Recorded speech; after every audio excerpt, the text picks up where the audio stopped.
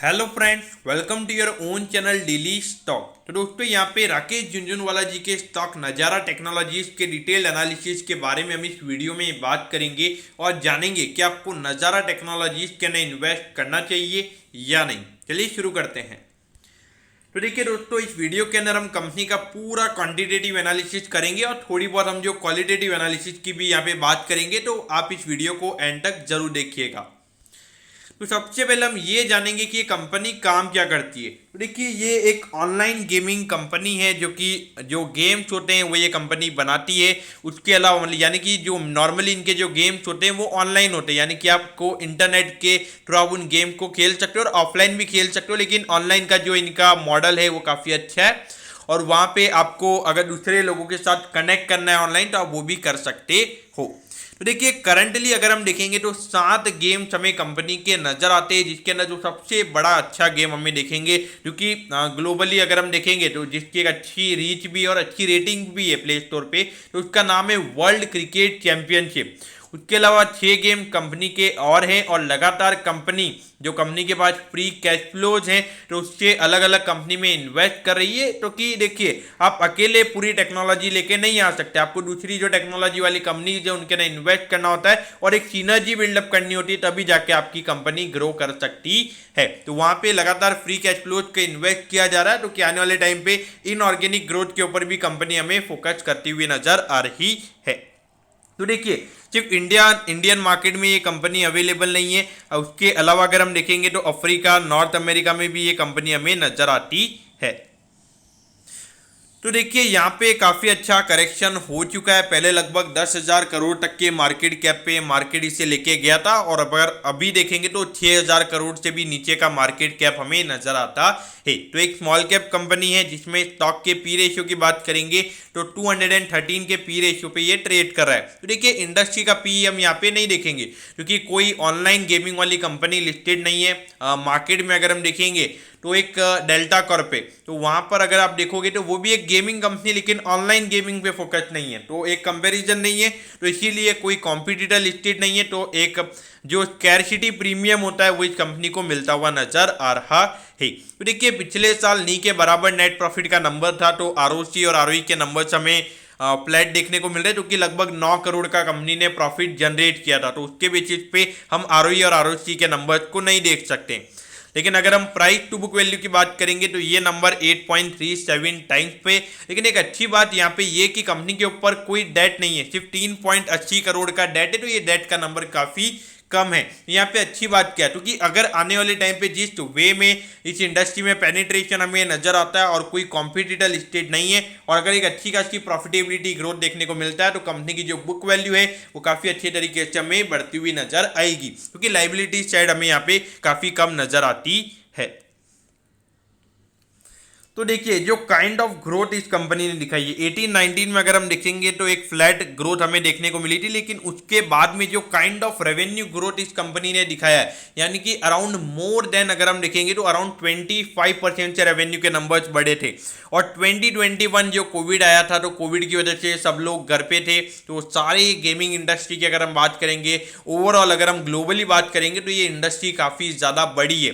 तो वहां पर अगर हम देखेंगे तो ऑलमोस्ट 80% से हमें कंपनी के जो रेवेन्यू के नंबर से वो बढ़ते हुए नजर आए थे। आपको लगेगा कि रेवेन्यू का नंबर इतना बढ़ रहा है तो प्रॉफिटेबिलिटी क्यों नहीं बढ़ रही है, क्योंकि देखिए, एडवर्टीजमेंट का एक्सपेंस होता है, उसके अलावा जो बाकी जो ऑपरेटिंग एक्सपेंसेस होते हैं वो काफी ज्यादा हो जाते हैं। आप देखिए, जो नए नए गेम्स यहाँ पे कंपनी लॉन्च कर रही है, नई नई जगह इन्वेस्टमेंट किए जा रहे हैं, डेफिनेटली इसका इंपैक्ट इनकी प्रॉफिटेबिलिटी के ऊपर पड़ेगा। और देखिए, कंपनी का जब आईपीओ आया था तब भी इनके जो सीईओ हैं उन्होंने बोला था कि अगर हमें प्रॉफिटेबल होना है तो हम ऑन डेट हो सकते हैं, ऐसा कुछ इश्यू नहीं है, लेकिन हमको मार्केट कैप्चर करना है, हमको मार्केट शेयर गेन करना है। तो वो हम जब तक हमारे ऑपरेटिंग प्रॉफिट को री इन्वेस्ट नहीं करेंगे तब तक हम मार्केट शेयर गेन नहीं कर पाएंगे। तो यहाँ पे पूरा फोकस प्रमोटर्स का हमें ग्रोथ के ऊपर नजर आता है रेदर देन ऑन प्रॉफिटेबिलिटी, क्योंकि प्रॉफिटेबिलिटी अगर आपकी ग्रोथ आ जाएगी, अगर आपका ऑपरेटिंग लेवरेज प्ले आउट हो गया, तो आप ऑटोमेटिकली एक अच्छी प्रॉफिटेबिलिटी आपकी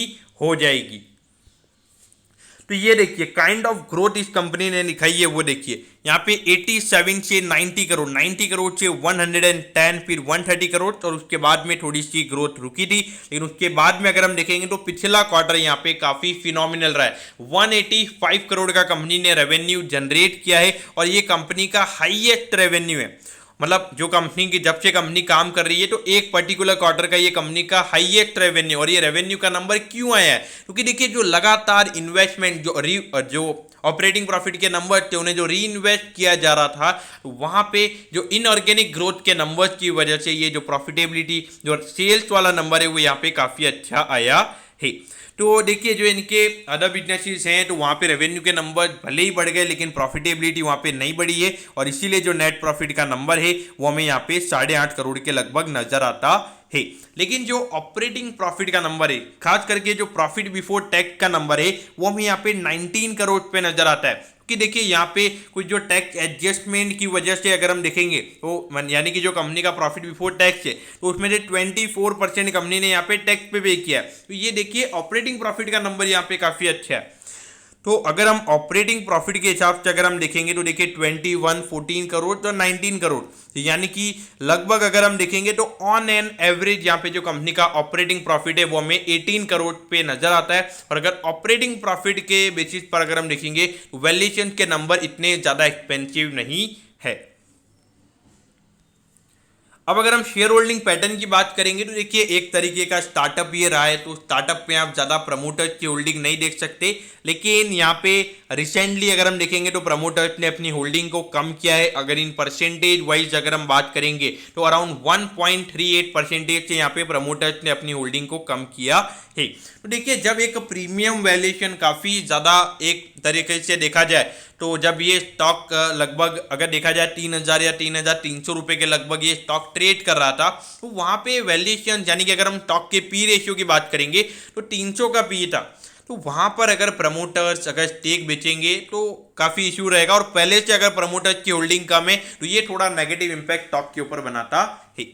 अगर एफआईआई की बात करेंगे तो एफआईआई ने यहाँ पे लगातार अपना स्टेक बढ़ाया है। तो देखिए पिछले 5 महीने से लगातार एफआईआई अपना स्टेक ओवरऑल ब्रॉडर मार्केट की बात करेंगे तो 2 लाख करोड़ से भी ज़्यादा की सेलिंग हमने देखी है, और वहाँ पर अगर इस स्टॉक में स्टेक बढ़ाया तो ये कुछ हमें इंडिकेशन दे रहा है। बाकी यहाँ पे रिटेल इन्वेस्टर की होल्डिंग काफ़ी ज़्यादा है। तो देखिए आपको पता होना चाहिए कि जब कंपनी का आईपीओ आया था तो जो रिटेल इन्वेस्टर्स का पार्टिसिपेशन था यानी कि जो रिटेल के लिए जो अलोकेशन था वो सिर्फ 10% का था।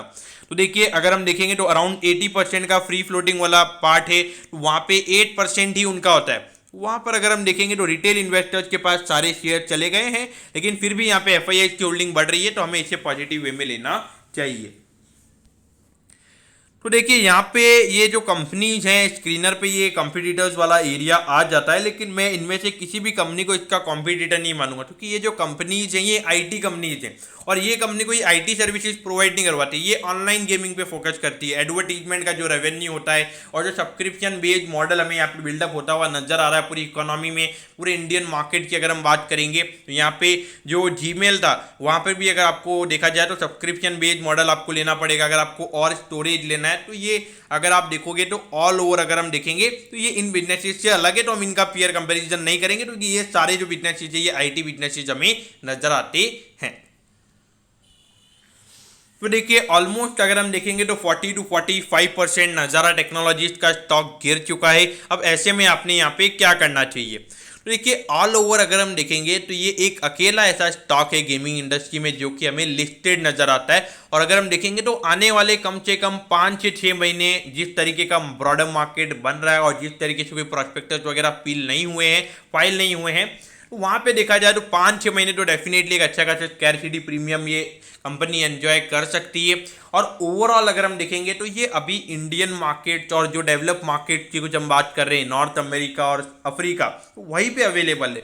तो आप देखोगे कि पूरे ग्लोबली अगर हम देखेंगे जो गेमिंग इंडस्ट्री के जो वैल्यूएशन के नंबर्स हैं तो वहाँ पर ये इसका 1/10 भी नहीं है। तो ये देखा जाए तो ये जो पूरी गेमिंग इंडस्ट्री है आने वाले टाइम पे काफ़ी एक्सपोनेंशियल वे में ग्रो कर सकती है। लेकिन यहाँ पे अगर आने वाले टाइम पे और अगर प्लेयर्स इन्वॉल्व हो जाते और प्लेयर लिस्ट हो जाते तो वहाँ पे ये जो कंपनी स्कैर्सिटी प्रीमियम एंजॉय कर रही है वो ये एंजॉय नहीं कर पाएगी। ये बात आपको समझना होगा। लेकिन देखिए मेरे ख्याल से अगर आपको लॉन्ग टर्म के लिए इन्वेस्ट करना है तो आप एक एग्रेसिव या फिर काफ़ी ज़्यादा रिस्की इन्वेस्टर आप होने चाहिए, क्योंकि जो वैल्यूएशन के नंबर्स हैं यानी कि जो 200 का पी रेशियो यहाँ पे कंपनी को मिल रहा है तो ये सस्टेनेबल है या नहीं है। क्योंकि देखिए जब ग्रोथ आपकी काफ़ी फिनोमिनल होती है तो मार्केट आपको 200 300 400 का पी देने को भी रेडी हो जाता है, और अगर आप एक अकेले प्लेयर इन्वॉल्व होंगे तो वहाँ पे डेफिनेटली आपको ज़्यादा वैल्यूएशन मिल जाएंगे। अगर हम डीमार्ट की बात करेंगे तो अभी भी 250 300 के पी पे वो ट्रेड कर रहा है, क्योंकि वो एक अकेला एक ऐसा प्लेयर है, डोमिनेंट प्लेयर, जो कि हमें अच्छे से काम करता हुआ नजर आ रहा है। और वहाँ पे अगर आप देखोगे फ्यूचर रिटेल भी है, पेंशन रिटेल भी, लेकिन वो कंपनीज हमें लास्ट में नजर आ रही है।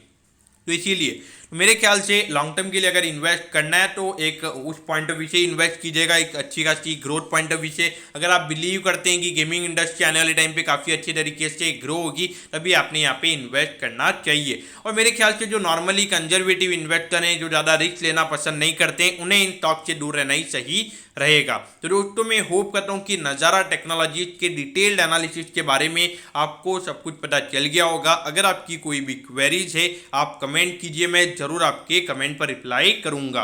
ओके दोस्तों, thank you, have a nice day. अगर आपको वीडियो अच्छा लगा हो तो प्लीज़ वीडियो को लाइक जरूर कर दीजिएगा। ओके दोस्तों, thank you, have a nice day.